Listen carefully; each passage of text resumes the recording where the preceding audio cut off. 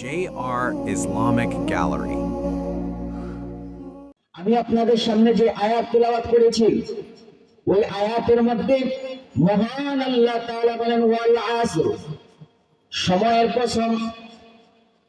এই যে ওয়াওটা আরবি ব্যাকরণ অনুযায়ী ওয়াওটাকে বলা হয় ওয়াওয়ে কাসমিয়া। আমরা দুনিয়ার জমিনে যারা বাঙালি আছি, আমরা যারা আজমি ব্যক্তি রয়েছে, তারা আমরা যখন আমরা শপথ খাই, কসম খাই, বলি আমরা কোরআনের কসম। ঠিক আছে, এভাবে বলি না বলি না? আমরা অনেক সময় বলে থাকি আমার মায়ের কসম আমি এই জিনিসটা করি নাই।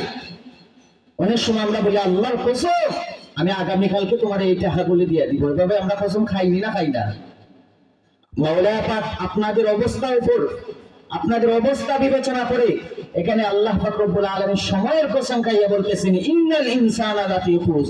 ও বান্দারা, আমি আল্লাহ সময়ের কসম খেয়ে বলতেছি নিশ্চয়ই সমস্ত মানুষেরা ক্ষতির মধ্যে রয়েছে। বলুন না নাউজুবিল্লাহ। আল্লাহ পাক রব্বুল আলামিন সময়ের কসম খাইছেন। শুধুমাত্র যে সময়ের কসম খেয়েছেন এমনটা নয়, বরং আল্লাহ তাআলা কুরআনুল কারীমের বিভিন্ন সময়ে বিভিন্ন জিনিসের কসম খেয়েছেন। কসম খাইতে যাইয়া মহান আল্লাহ তাআলা কখনো আসমানের কসম খেয়েছেন, কখনো আবার জমিনের কসম খেয়েছেন, কখনো রাত্রের কসম খেয়েছেন, কখনো আবার দিনের কসম খেয়েছেন। বলুন না সুবহানাল্লাহ। আর এই সূরার মধ্যে আল্লাহ তাআলা সময়ের কসম খেয়েছেন। এখন আমি আপনাদের কাছে জানতে চাই, দুনিয়ার জমিনে আমরা যখন কসম খাই তখন দামি জিনিসের কসম খাই না কম দামি জিনিসের কসম খাই? আপনারা আমার কথা যদি বুঝেন তাহলে বলুন আমরা কম দামি জিনিসের কসম খাই না বেশি দামি জিনিসের কসম খাই? বেশি দামি জিনিসের। তাহলে আমার আল্লাহ সময়ের কসম খাইছেন, তাহলে এই সময়ের দাম আসেনি না নাই? সময়ের দাম আসেনি না নাই? মানুষের জীবনে অমূল্য সম্পদ রয়েছে। যেই সমস্ত অমূল্য সম্পদ রয়েছে এর মধ্যে একটা হলো সময়। সময়ের গুরুত্ব বোঝানোর জন্য আল্লাহ পাক রব্বুল আলামিন সময়ের কসম খাইয়া বলতেছেন ও আমার বান্দারা, নিশ্চয় সমস্ত মানুষেরা ক্ষতির মধ্যে রয়েছে।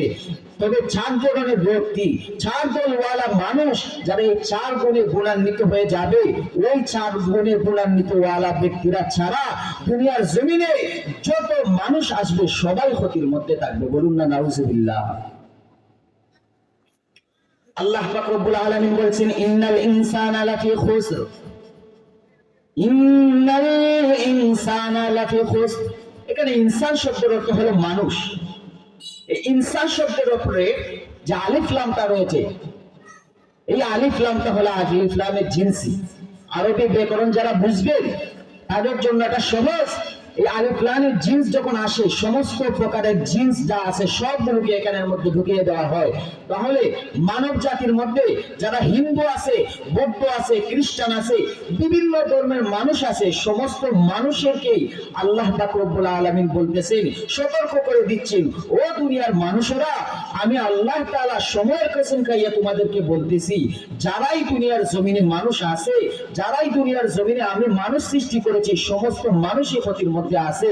তবে চার ধরনের মানুষ, চার গুণওয়ালা মানুষ, যাদের মধ্যে এই চারটা গুণ থাকবে তারা কখনো ক্ষতিগ্রস্ত হবে না। বলুন না সুবহানাল্লাহ। তাহলে আমি আপনাদের কাছে জানতে চাই, আল্লাহ পাক রব্বুল আলামিন বলতেছেন গোটা মানব জাতি ক্ষতির মধ্যে আছে, তবে চার ধরনের মানুষ যাদের মধ্যে চারটা গুণ থাকবে তারা ক্ষতিগ্রস্ত হবে না। এই চারটা দল কারা তাদেরকে আমরা জানা দরকার আছে না নাই? এই চারটা গুণ কি কি এগুলো জানার দরকার আছে না নাই?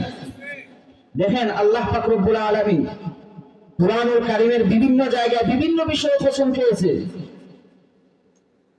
আল্লাহ পাক রব্বুল আলামিন আপনাদেরকে কেমন ভালোবাসেন দেখেন, আপনাদেরকে সতর্ক করে দিচ্ছেন, সাবধান করে দিচ্ছেন যে ও মানুষেরা, আমি আল্লাহ তাআলা সময়ের কসম খাইলাম,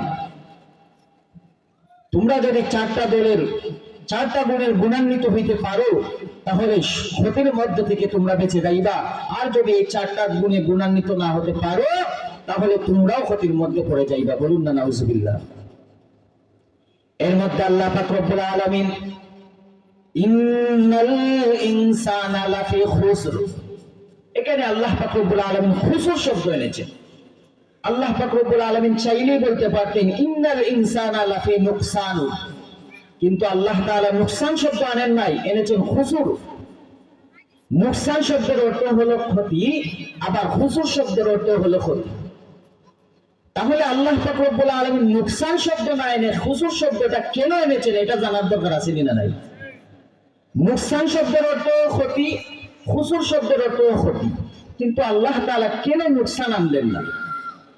নুকসান বলা হয় এমন ক্ষতিকে যে ক্ষতির কারণে তেমন বেশি ক্ষতি হয় না, তেমন বেশি লোকসান হয় না, কিন্তু খুসুর এমন ক্ষতিকে বলা হয় যার কারণে একজন মানুষ জাহান্নামের মধ্যে নিক্ষিপ্ত হইয়া যায়। বলুন না নাউজুবিল্লাহ। উদাহরণ দিলে আপনারা বুঝবেন। দুনিয়ার জমিনে একজন ব্যক্তি একটা জিনিস 2000 টাকায় কিনলো। একটা জিনিস 2000 টাকা কেনার পর সে যখন এটা ব্যবসার উদ্দেশ্যে কিনলো, যখন বাজারের মধ্যে এটা নিয়ে বিক্রি করতে চাইবে, সে কম দামে বিক্রি করতে চাইবে না বেশি দামে? বেশি দামে। কিন্তু দেখা গেল ওই ব্যক্তি যখন 2000 টাকা দিয়ে একটা বস্তু কেনার পর, একটা জিনিস কেনার পর বাজারে গেল, বাজারের এমন অবস্থা 2000 টাকায় ওইটা আর বেচা যাচ্ছে না। যখন দেখলো যে 2000 টাকায় বেচা যাবে না, তখন সে মনে মনে ভাবলো আমার কিছু কম হইলেও আমি যেন এইটা জিনিসটা বেচে দিই। 2000 টাকার জিনিসটা সে 1500 টাকায় বিক্রি করে দিল। তাহলে তার ক্ষতি হইল না লাভ হইল? ক্ষতি হইল। আরেকজন ব্যক্তি 2000 টাকায় একটা জিনিস কিনলো, কেনার পরে দেখলো বাজারে তো মান্দা, সে এই 2000 টাকা বেশি লাভ তো করতে পারলোই না, বরং তার যে পুঁজি ছিল তার পুঁজির মধ্যে লস ধরে গেল। সে 2000 টাকায় একটা জিনিস কেনার পর মাত্র 500 টাকায় ওই জিনিসটা বিক্রয় করলো। তাহলে আমি আপনাদের কাছে জানতে চাই, যে ব্যক্তি 2000 টাকা একটা জিনিস ক্রয় করে, একটা জিনিস কিনে 1500 টাকায় বিক্রয় করলো, ওই ব্যক্তির বেশি ক্ষতি হইল নাকি যে ব্যক্তি 2000 টাকায় একটা জিনিস কিনে 500 টাকায় বিক্রয় করলো? কোন ব্যক্তির ক্ষতি বেশি হয়েছে? যে ব্যক্তি 500 টাকায় বিক্রয় করছে। এভাবে যদি সে দিনের পর দিন একটা জিনিস 2000 টাকায় কিনে 1000 টাকায় কিনে, কেনার পর শুধুমাত্র লস দিয়ে সে ব্যবসা করতে থাকে, তাহলে তার পুঁজি শেষ হবে না হবে না? এর সময় তার পুঁজি শেষ হয়ে সে নিঃস্ব হয়ে যাবে। আল্লাহ পাক রব্বুল আলামিন এখানে নুকসান শব্দ না এনে খুসুর শব্দ এনে বুঝাইতে চাইছেন, ও দুনিয়ার মানুষ, তোমরা যদি এই ক্ষতি থেকে না বাঁচো, এই ক্ষতি থেকে যদি তোমরা বেঁচে না থাকতে পারো, তাহলে তোমরাও জাহান্নামী হয়ে যাবে। বলুন না নাউজুবিল্লাহ।